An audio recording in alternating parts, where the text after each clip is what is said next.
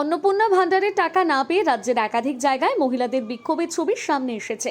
এবারে সেই বিক্ষোভ ছড়িয়ে পড়ল পূর্ব মেদিনীপুর জেলার হলদিয়া শিল্পাঞ্চলে।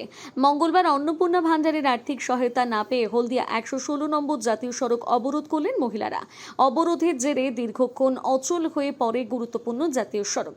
মহিলাদের অভিযোগ, অনলাইন করার পরেও টাকা আসেনি, অনেকের আবেদন বাতিল হয়েছে বলে খবর। এরকম বিক্ষোভের খবর পেয়ে ঘটনাস্থলে পৌঁছয় পুলিশ প্রশাসন। পুলিশ মহিলাদের অবরোধ তোলার আবেদন করে। জানা গিয়েছে, দীর্ঘক্ষণ অবরোধের পর পুলিশ প্রশাসনের হস্তক্ষেপে অবরোধ উঠে যায়। স্বাভাবিক হয় জাতীয় সড়কে যান চলাচল। হলদিয়া থেকে সৈকত মাইতির রিপোর্ট, সানন্দা নিউজ।